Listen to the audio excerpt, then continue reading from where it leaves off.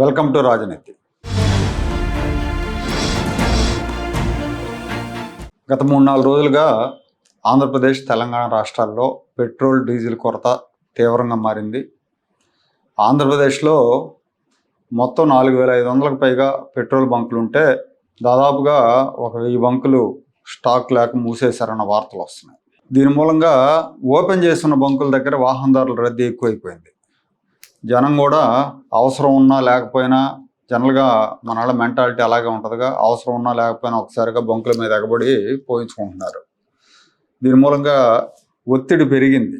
Petrol bunk నిర్వాహకులతో వాహనదారుల ఘర్షణల కారణంగా కొన్ని చోట్ల పోలీస్ పహారాలో బంకులు పనిచేయాల్సిన పరిస్థితి ఏర్పడింది. ఈ పరిస్థితి ఇలాగే ఒక 2-3 రోజులు కొనసాగితే దాదాపుగా 300 వాహనాలు రోడ్డు ఎక్కే పరిస్థితి ఉండదు. ఆయిల్ కంపెనీలు సరఫరా తగ్గించడం వల్లనే ఈ పరిస్థితి ఏర్పడిందని బంకుల యజమానులు చెప్తున్నారు. గతంలో పెట్రోల్ బంకులకి ఆయిల్ కంపెనీలు క్రెడిట్ మీద ఆయిల్ సరఫరా చేసేవి. ఇప్పుడు క్రెడిట్ మీద సరఫరా చేయడం ఆపేశారు. పాత బకాయిలు క్లియర్ చేయాలి, అలాగే అడ్వాన్స్ ఇస్తేనే పెట్రోల్, డీజిల్ సరఫరా చేస్తామని ఆయిల్ కంపెనీలు కండిషన్లు పెడుతున్నట్టు బంకుల యజమానులు చెప్తున్నారు. అయితే కంపెనీల ప్రతినిధులు దీన్ని కొట్టిపారేస్తున్నారు. గతంలో కంటే 10% ఎక్కువగా మేము సప్లై చేస్తున్నామని చెప్తున్నారు వాళ్ళు. ఆంధ్రప్రదేశ్ ముఖ్యమంత్రి చంద్రబాబు నాయుడు అధికారులతో, అలాగే ఆయిల్ కంపెనీల ప్రతినిధులతో సమీక్షలు నిర్వహించారు. డిమాండ్కి తగ్గట్టు సరఫరా ఉండేలాగా యుద్ధ ప్రాతిపదికన చర్యలు తీసుకోవాలని కోరారు. అయితే ఈ పెట్రో క్రైసిస్ వెనకాల ఇంకో వాదన కూడా వినిపిస్తూ ఉంది. ఇరాన్, అమెరికా వార్ మొదలైన తర్వాత గల్ఫ్ నుంచి ఆయిల్ దిగుమతులు బాగా తగ్గిపోయినాయి.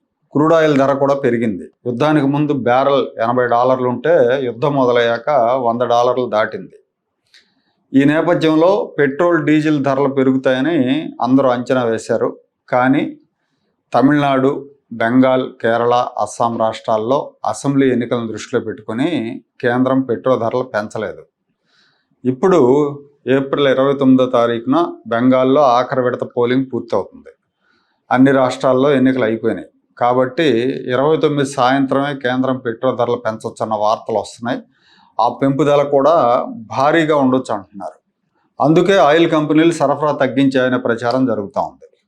29వ తారీఖు వరకు సరఫరా తగ్గించి 29వ తారీఖు సాయంత్రం ధరలు పెరిగాక మళ్ళీ యథావిధిగా సరఫరా చేస్తే లాభాలు దండుకోవచ్చని, అందుకే సరఫరా తగ్గించారని ప్రచారం జరుగుతూ ఉంది. నిజానికి గల్ఫ్ నుంచి క్రూడ్ ఆయిల్ సరఫరా తగ్గినప్పటికీ రష్యా ఆ లోటును భర్తీ చేస్తూ ఉంది. దేశం మీద పెద్ద ఎఫెక్ట్ ఏం పడలా. ఈ సంవత్సరం ఫిబ్రవరి నెలతో పోలిస్తే మార్చి నెలలో రష్యా నుంచి ఆయిల్ దిగుమతులు రెట్టింపు అయినాయి. రోజుకు 2.25 మిలియన్ బ్యారెల్స్ దిగుమతి చేసుకుంటున్నాం. ప్రస్తుతం భారత్ చమురు దిగుమతుల్లో సగం వాటా రష్యాది. కాబట్టి గల్ఫ్ ఎఫెక్ట్ పెద్దగా లేదనే చెప్పాలి.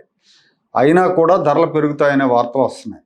2014లో కేంద్రంలో మోడీ ప్రభుత్వం అధికారంలోకి వచ్చిన తర్వాత చాలా సందర్భాల్లో క్రూడ్ ఆయిల్ ధరలు భారీగా పడిపోయినా పెట్రోల్, డీజిల్ ధరలు మాత్రం తగ్గించాల.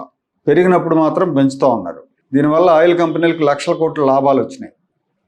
కానీ ఇప్పుడు మళ్ళీ ఆయిల్ కంపెనీలకు నష్టాల పేరుతో రేట్లు పెంచడం ఎంతవరకు సమంజసం అన్న ప్రశ్న పౌర సమాజం నుంచి ఎదురవుతూ ఉంది.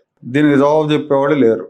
2014కు ముందు మన్మోహన్ సింగ్ ప్రధానమంత్రిగా ఉన్నప్పుడు 2012, 2013 సంవత్సరాల్లో క్రూడ్ ఆయిల్ ధర బ్యారెల్ $110 ఉంది. బ్యారెల్ $110 ఉన్నప్పుడు లీటర్ పెట్రోల్ ధర ₹68, డీజిల్ ధర ₹41. మోడీ ప్రధానమంత్రి అయిన తర్వాత క్రూడ్ ఆయిల్ ధర సగానికి సగం తగ్గింది.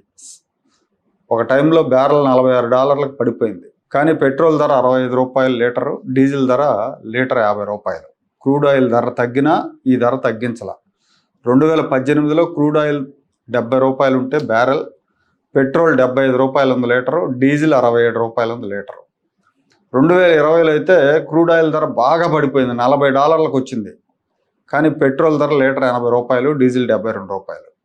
క్రూడ్ ఆయిల్ ధరలు ఎంతగా పడిపోయినా పెట్రోల్, డీజిల్ ధరలు తగ్గించలేదు. కానీ 2022లో క్రూడ్ ఆయిల్ ధర బ్యారెల్ $100లకు చేరుకోవడంతోనే క్రూడ్ ఆయిల్ ధర పెరిగిందని పెట్రోల్ లీటర్ ₹100 చేశారు, డీజిల్ $94 పెంచారు.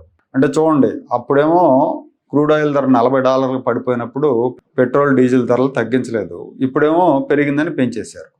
ఉక్రెయిన్తో రష్యా యుద్ధం మొదలైన తర్వాత రష్యా నుంచి కారు చౌకగా ఆయిల్ దిగుమతి చేసుకున్నాం. కానీ పెట్రోల్, డీజిల్ రేట్లు మాత్రం తగ్గల మనకి. ఆ లాభం మొత్తం ఆయిల్ కంపెనీలకు వెళ్ళిపోయింది. ఇందులో అంబానీ లాంటి ప్రైవేట్ ప్లేయర్స్ కూడా ఉన్నారు. ప్రస్తుతం క్రూడ్ ఆయిల్ ధరలో యుద్ధానికి ముందు $80 ఉంటే ఇప్పుడు $100 దాటింది. ఈ పేరుతో మళ్ళీ ప్రజల మీద భారం మోపడానికి సిద్ధం అవుతున్నారు. 2014లో బీజేపీ ప్రభుత్వం రావడానికి ముందుతో పోలిస్తే 2024లో ముడి చమురు ధరలు 20% తక్కువ. అయితే వినియోగదారులకు అందే పెట్రోల్, డీజిల్ ధరలు అప్పటితో పోలిస్తే 30-40% పెరిగినాయి.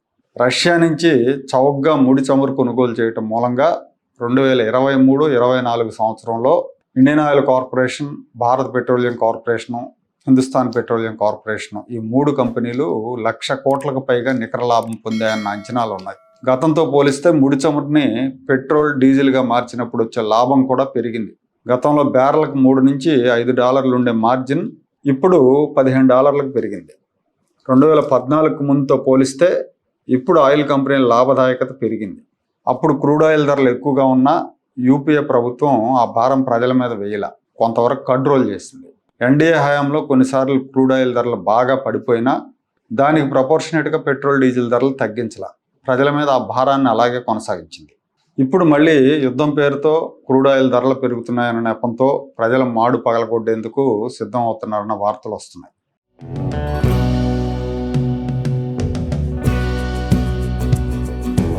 Like, share and subscribe to Rajaniti channel.